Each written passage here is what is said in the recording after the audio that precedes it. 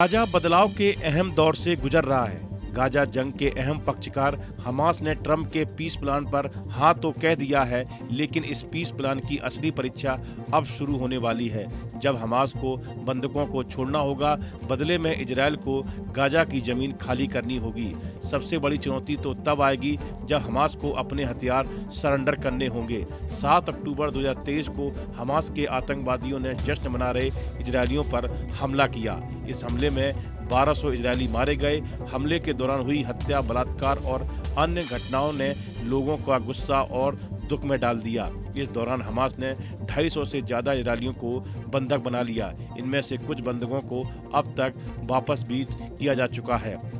लगभग 2 साल के बाद अमेरिका के राष्ट्रपति डोनाल्ड ट्रंप ने ऐसी जानकारी दी है जिससे गाजा में शांति की उम्मीद बढ़ गई है। ट्रंप ने कहा कि हमास इजरायल के बाकी बंधकों को रिहा करने के लिए तैयार है। इसका मतलब है कि हमास ने शांति समझौते को स्वीकार कर लिया है। इसके साथ ही ट्रंप ने इजरायल से गाजा में बमबारी रोकने का आग्रह किया है। हमास को दिया गया ट्रंप का शांति प्रस्ताव रविवार को खत्म होने वाले था। इससे पहले हमास ने कहा कि वह गाजा में गुप्त स्थान पर रखे गए सभी इजरायली बंदियों को, चाहे वो जीवित हों या मृत, रिहा करने पर सहमत है। हमास के पास इजरायल के 28 ऐसे कैदी हैं जिनकी मौत हो चुकी है। हमास इनके शवों को अभी भी अपने पास रखे हुए है। अब हमास इनके मृत शरीर को इजरायल को सौंप देगा। हमास ने कहा है कि वह इस शर्त पर सहमत हो रहा है ताकि युद्ध का अंत हो और इजरायली सेना गाजा पट्टी से पूरी तरह हट जाए। हमास ने यह भी कहा कि वह गाजा की सत्ता फिलिस्तीन टेक्नोक्रेट के एक समूह को सौंप देगा। हमास के निरस्तीकरण पर इस ग्रुप ने कहा कि इस पर एक व्यापक फिलिस्तीनी राष्ट्रीय ढांचे के भीतर चर्चा की जानी चाहिए, जिसमें हमास को भी शामिल किया जाए और वह इसमें पूरी जिम्मेदारी के साथ योगदान देगा। गाजा वार के अहम पक्षकार अमेरिका और इसके राष्ट्रपति डोनाल्ड ट्रंप ने हमास की प्रतिक्रिया का स्वागत किया है। लगभग 726 दिन के बाद गाजा में हालात बदलने वाले हैं। हमास ने गाजा पीस प्लान को मान लिया है।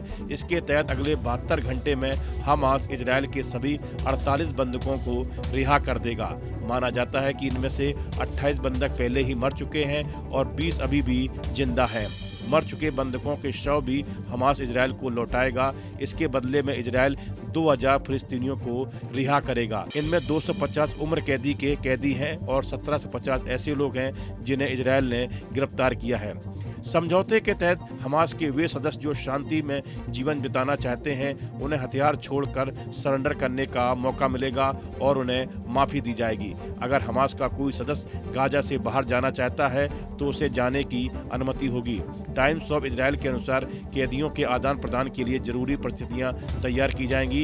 इजरायल गाजा सिटी पर जमीन पर अपनी मौजूदगी जारी रखेगा, लेकिन धीरे धीरे अपनी सेना को हटाएगा। इस वीडियो में फिलहाल इतना ही। आप बने रहिए न्यूज नेशन के डिजिटल प्लेटफॉर्म के साथ, जहां भक्ति है हर शब्द में, कथाओं में छुपे हैं दिव्य रहस्य और ज्योतिष देता है जीवन को दिशा। धर्म से जुड़ी हर बातों को जानने के लिए हमारे चैनल स्तुति को सब्सक्राइब करें। चैनल पर जाने के लिए इस लिंक पर क्लिक करें।